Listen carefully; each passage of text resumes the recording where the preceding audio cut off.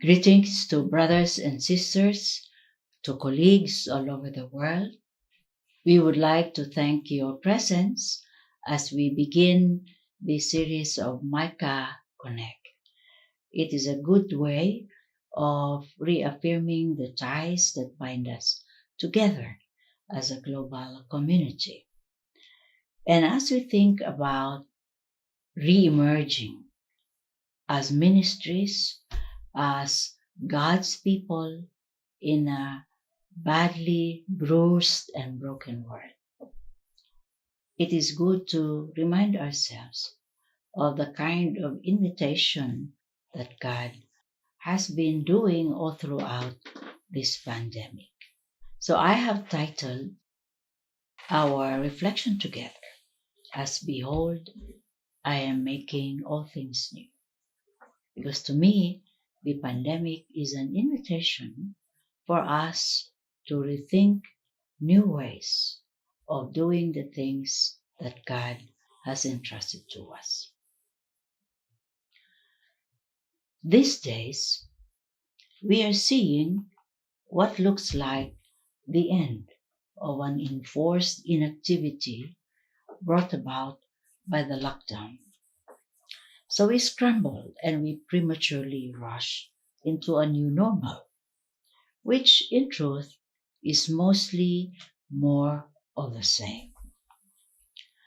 Our efforts to re-emerge is mostly to return to the old normal, to the settled comfort of familiar routines and systems that we are used to doing. But perhaps it is important to note that this pandemic may be in truth a liminal space. It is a space for time out from the everyday world that we used to know, so we can reflect, reevaluate, or critique our life systems. This liminal space, I think, is an invitation to wait. Many times in Scripture, we are told to wait upon the Lord,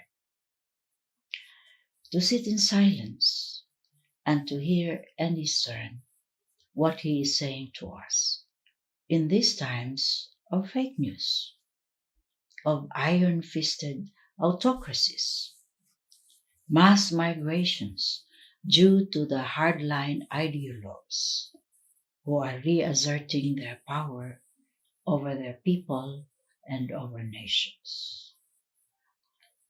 So, where is God in all of this? Where is He at work? Now, we need to recognize that our primary calling is to be part of what God is doing in the world. The mission day, Scripture tells us, is not merely to save souls and secure a ticket to heaven for those of us who believe. It is no less than the making of a new heaven and a new earth. So we need to ask, post-pandemic, is our work truly part of the new things God is doing in the world? In doing development, are we truly agents of God's transforming work? Or are we merely agents of modernization? The term liminal space is originally an anthropological concept. Liminality, from the Latin limen, meaning threshold, is the quality of ambiguity or disorientation that occurs in the middle stage of a rite of passage. It is this border separating one space from another, the middle space, where an initiate has left one's pre-ritual status. We are no longer where we used to be, but we are also not yet in the place where we want to be. In short, we are in transition, at the threshold of what may yet be when the rite of passage is complete. So in psychology, liminality describes the process of transitioning across life cycles and boundaries. Now, theologians have applied this concept to that inner spiritual journey where we are forced to let go of a way of being, let go of an identity, a role, or even a set of beliefs, so that something new in us can be born, can be created, and propel us forward into growth. In this liminal space, there are two movements that we can go. One is we can go back to Egypt, like Israel in the wilderness. We may want to return to the status quo and settle into the usual tolerance that most of us do in relation to an oppressive order, because it is, after all, what we are used to. Or we can embark on a journey through the wilderness into the promised land. And admittedly, the wilderness is a place where there is no life support system, no food, no water, no security and uncertainty of whether you will in fact move towards this promised land. It is a place where we will have to live by every word that comes from the mouth of God. Now, what does it mean to move into new things? I think this requires breaking out of the old wineskins. The Jews in Jesus' time wanted the disciples of Jesus to behave in the old ways, and particularly old ways of being holy. They say the disciples of John fast frequently and offer prayers, and the disciples of the Pharisees do the same, but your disciples eat and drink. Now Jesus answered, do you think you can make the guests at a wedding party go without food as long as the bridegroom is with them? Of course not.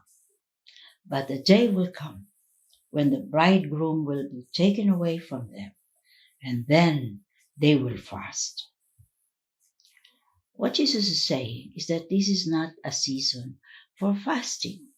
This is a time for feasting. There will be a time when it is appropriate to mourn and to fast. And this is the space between the crucifixion and the resurrection. The space between the crucifixion and the resurrection is like this liminal space. The crisis of Golgotha is over, but Jesus is entombed and not yet risen. And admittedly, it is difficult to move and to live within this space, this interregnum between the crucifixion and the resurrection. So it is a time of mourning and uncertainty. And Jesus says, you must see to it that your behavior is congruent with the time. And he says you don't pour new wine into old wineskins, because the new wine will burst the skins, and wine will pour out, and the skins will be ruined. Instead, new wine must be poured into new wineskins. In other words, Jesus is inaugurating a new era of grace and joy, which can no longer be contained within the old legalisms of Judaism. Note, for instance, that actually in the Old Testament, fasting is required only on the day of the atonement. It is not twice a week like the Pharisees do. So Jesus makes an ironical comment on the Jews who wanted the old ways and who reject the new wine of the gospel. He says you don't want a new wine after drinking old wine. The old is better, you say. In other words, we can always get locked into what we are used to. We can get locked into what is known in anthropology as extension transference. In other words, like the Jews, we begin to transfer the worship of God to the things of God. The temple, the Torah, the traditions, all the marks of what it means to be people of God. We can transfer our allegiance from this God to the more tangible extensions of who He is, the things of God. And at the same time, I think it's important to grasp that the gospel is always new wine. But the wineskins are always getting old. These extensions, like the cultural elaborations of what our faith means, the rituals, the creeds, the rules, the practices, the organizations, all of these are always getting old, even if it is true that the gospel is always new wine. In other words, our ministries are subject to the second law of thermodynamics. Marshall McLuhan, a media theorist, a long time ago said that if something works, it is obsolete.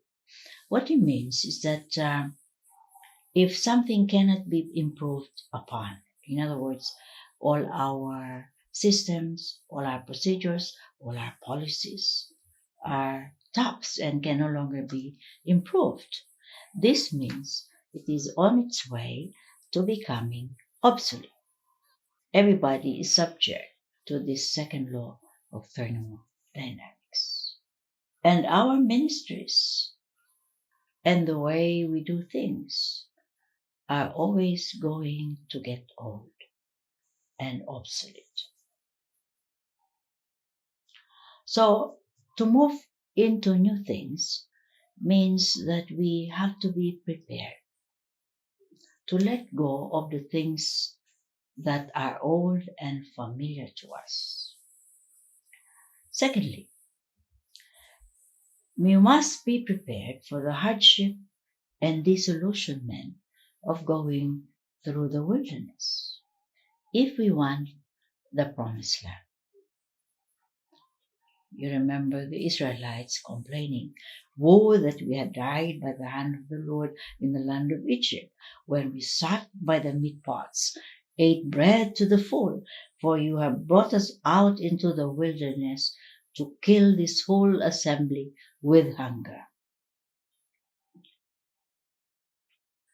But the truth is, through this wilderness, through these experiences of scarcity, God is in the present making things new, ushering us into a new era, a new period in our history, in our lives, as people as well as organizations.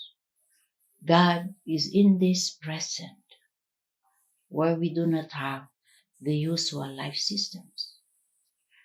He is preparing us for the future.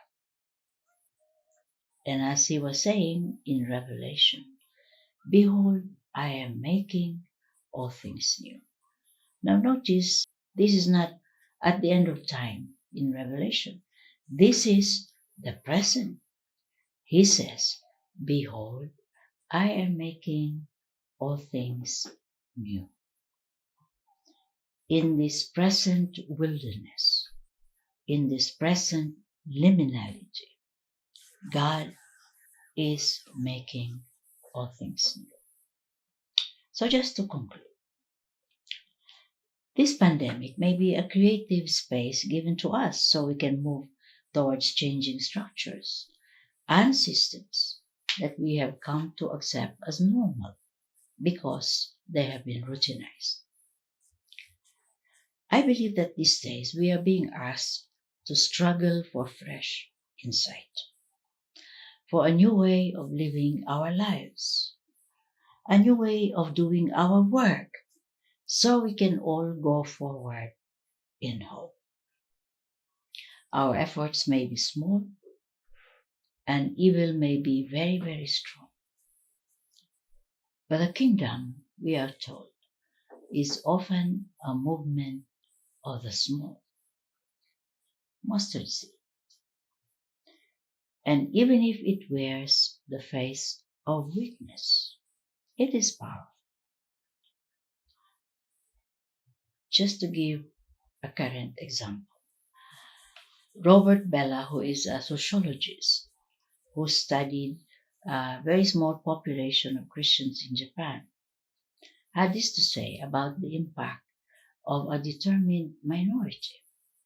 He says this about this study: we should not underestimate the significance of the small group of people who have a vision of a just and gentle world. In Japan, a very small minority of Protestant Christians introduced ethics into politics. They had an impact beyond all proportion to their numbers. They were central in the beginnings of the women's movement, the labor unions, virtually every reform movement. And then he says this: the quality of a culture may be changed when 2% of its people have a new vision. I have been told that social historians in the UK say you only need 5% of the population to turn a society around. So let us take heart. The church is not just a hospital for the walking wounded, which are mostly our works of mercy. But the church is also an outpost for God's army, is storming the gates of hell and reclaiming the earth inch by inch. The Lord bless you as you move forward in hope.